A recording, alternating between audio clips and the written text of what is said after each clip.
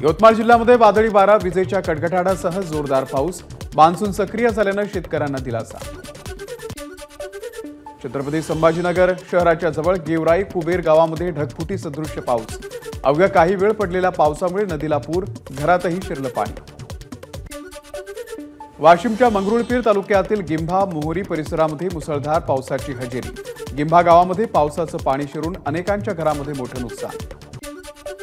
जालन्यामध्ये 2 दिवसाच्या विश्रांतीनंतर पुन्हा जोरदार पावसाची हजेरी, जालना तालुक्यासह बदनापूर, घनसावंगी आणि अंबड तालुक्यामध्ये पाऊस झाल्यामुळे पेरणीला सुरुवात।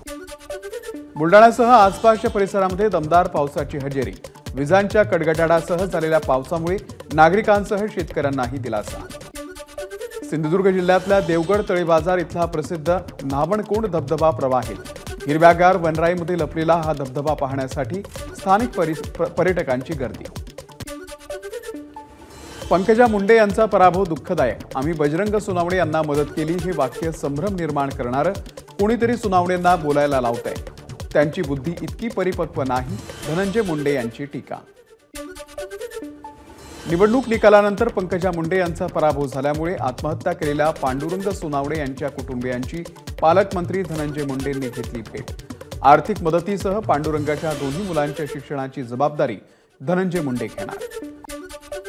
शालेय पोषण आहार शिजवणाऱ्या महिलांच्या प्रलंबित प्रश्नांसाठी धाराशिव जिल्ह्यातील शालेय पोषण आहार संघटनेच्या महिलांनी काढला थाळी नाद मोर्चा, डॉक्टर बाबासाहेब आंबेडकर पुतळा ते जिल्हाधिकारी कार्यालयापर्यंत मोर्चाचं आयोजन।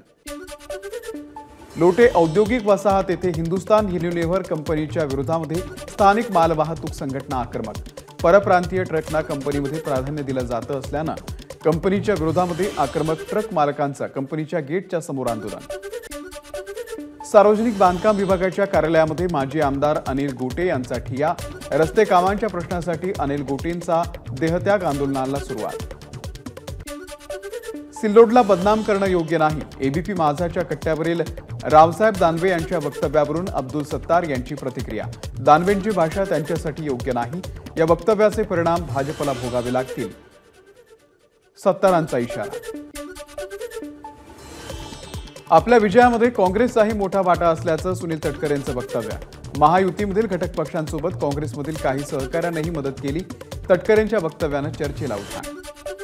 मान्सूनपूर्व तयारीचा भाग म्हणून चंद्रपूर शहर महानगरपालिका हद्दीमधील जीर्ण इमारती तोडण्याचं काम सुरू, शहराच्या मध्यवर्ती भागामध्ये जटपुरा गेट परिसरामध्ये एक चाळ जेसीबीच्या सहाय्यानं तोडली। महाराष्ट्र नवनिर्माण सेनेकडून 250 शेतकऱ्यांना मदत, 3 एकर शेती असलेल्या शेतकऱ्यांना पेरणीसाठी तूर आणि कापसाचं बियाणं दिलं। राज्यामध्ये खत बी बियाण्यांचा कुठेही तुटवडा भासू देणार नाही, शासन स्तरावरती टास्क फोर्स नेमून योग्य नियोजन केलं जात आहे, धनंजय मुंडे यांची माहिती। पाऊस लांबल्यानं बियाणे खरेदीकडे शेतकऱ्यांनी फिरवली पाठ, नांदेडच्या नवीन मोंढा बाजारामध्ये शुकशुकाट। माळशिरस शहरामध्ये संत ज्ञानेश्वर पालखी महामार्गावरती लावण्यात आलेले पथदिवे गेल्या 1 वर्षांपासून उद्घाटनाअभावी बंद, यावर्षी तरी हे दिवे सुरू करण्यात यावे, गावकऱ्यांची मागणी। अवयव प्रत्यारोपणा प्रकरणामध्ये सांगली ते पुणे हा ग्रीन कॉरिडॉर, अवघ्या 2.5 तासात ब्रेनडेड झालेल्या रुग्णाचं यकृत पुण्याला पोहोचवलं।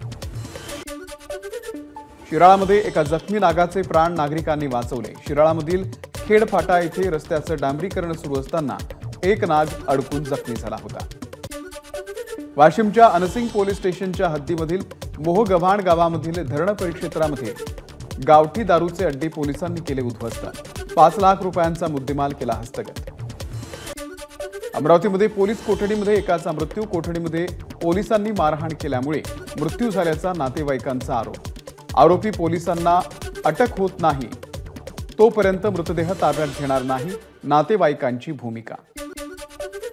छत्रपती संभाजीनगरच्या वैजापूर तालुक्यातील शिवराई शिवारामध्ये वीज कोसळून 1 ठार तर 3 जण गंभीर जखमी, भागवत काशीनाथ डिके असं मृत व्यक्तीचं नाव, सचिन सुनावणे, वनिता सुनावणे, नीता सुनावणे गंभीर जखमी। यवतमाळच्या नेर शहरामध्ये एकाच रात्रीमध्ये 6 घरांमध्ये चोरी, घरफोडी करणाऱ्या टोळीमधील 3घांना अटक, आरोपींकडून 4,83,000 रुपयांचे दागिने आणि रोख रक्कमही हस्तगत। सोलापूरमध्ये खोटं सोनं आणि कागदपत्र दाखवून बँकेची 86 लाखांची फसवणूक. कॅनरा बँकेतला प्रकार. बँकेमधील सोन्याची तपासणी करणाऱ्या सोनारासह 14 जणांवरती गुन्हा दाखल. जालन्यामधील व्यापाऱ्याची फसवणूक करणाऱ्या आरोपीकडून तब्बल 45 लाख रुपये जप्त. जालना आर्थिक गुन्हे शाखेची कारवाई. 250 कोटींचं कर्ज देतो म्हणत व्यापाऱ्याला घातला होता 2.5 कोटींचा गंडा. गोंदियाच्या मोरगाव अर्जुनी तालुक्यामध्ये प्रियकराच्या मदतीनं पतीची हत्या. आरोपी प्रियकर आणि पत्नीला पोलिसांकडून अटक. आरोपींना 18 जूनपर्यंत सुनावली पोलीस कोठडी. अमरावतीमध्ये मांजामुळे गळा कापला गेल्यानं दुचाकीस्वाराचा मृत्यू. बडनेरा अकोला महामार्गावरील वडुरा फाट्याजवळची घटना.